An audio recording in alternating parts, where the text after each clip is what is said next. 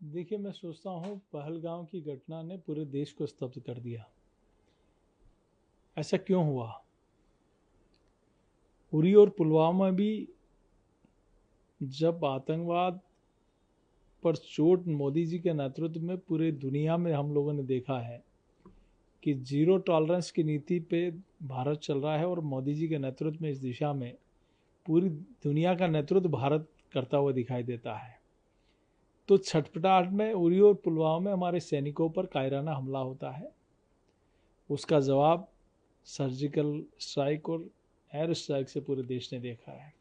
इस प्रकार का कभी जवाबी हमला आतंकवादियों को उनके घर में जाकर कब्रगाह बनाने का काम हमारी सेना ने किया।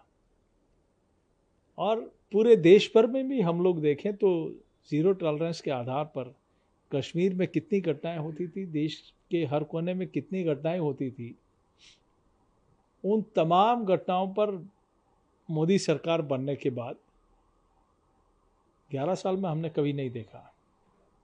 ये जो घटनाएं हुई निश्चित रूप से एक सब लोगों को शॉक करने वाली घटना है, लेकिन प्रधानमंत्री जी का एक जवाब, आज भी देश की जनता को अगर विश्वास है तो श्री नरेंद्र मोदी जी के ऊपर विश्वास है कि जवाब मिलेगा और करारा जवाब मिलेगा।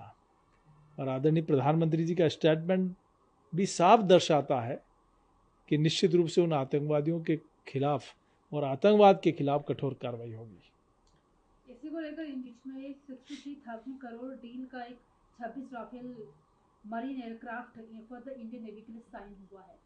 क्योंकि आतंकवाद की घटनाएं भी देखी जा रही है, तो आप समझते हैं कि डिफेंस को लेकर ये एक बड़ा रोल यहाँ पर दिखाई देगा। निश्चित रूप से देश ने वो स्थिति भी देखी है जब जवान हथियारों के लिए, बुलेट प्रूफ जैकेट के लिए, आधुनिक हथियारों के लिए परेशान हुआ करते थे।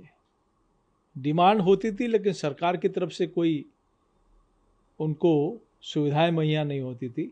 लेकिन आज हमारी सेना सशक्त है, आधुनिक हथियार से लैस है और राइफल जैसे लड़ाकू विमान हमारे पास है।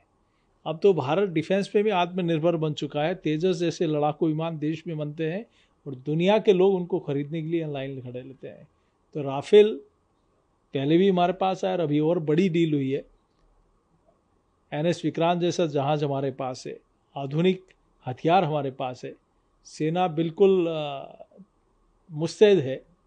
मैं सोचता हूँ पहले की तुलना में सेना आत्मविश्वास से सराबोर है और निश्चित रूप से इस घटना का जवाब भी अच्छा होगा। उमर अब्दुल मांगना चाहते हैं लेकिन मांग नहीं पा रहे क्योंकि वो रिस्पॉन्सिबल है, वो ऐसा मानते भी हैं।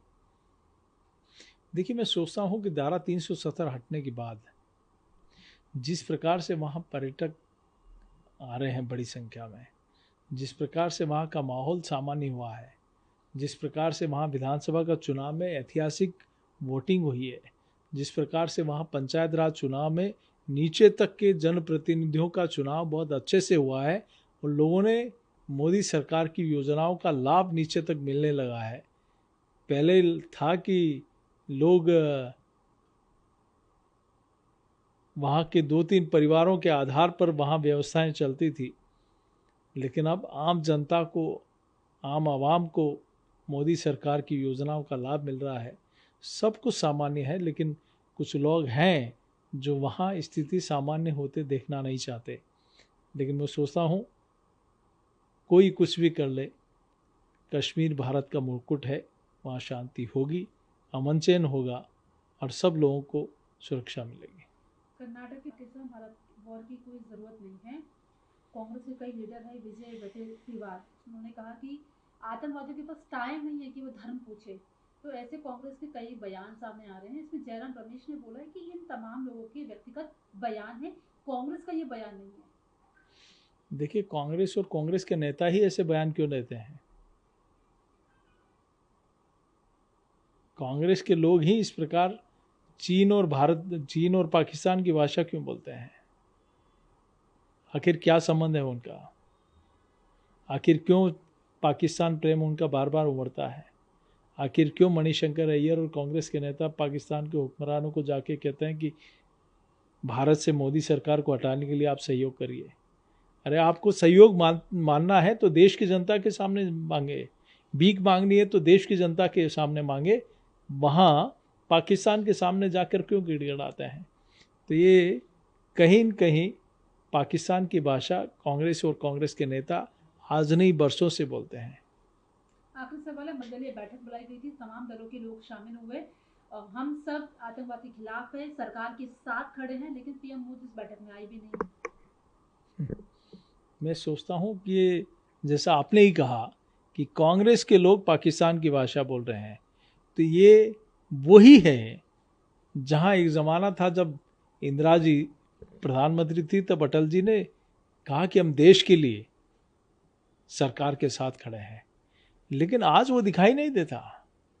अच्छा होगा इन तमाम नेताओं को, हमारी सबकी प्रार्थना है, देश की जनता की प्रार्थना है कि ऐसे समय पर सबको एक मुखी होकर सरकार के साथ और देश के साथ खड़ा रहना चाहिए।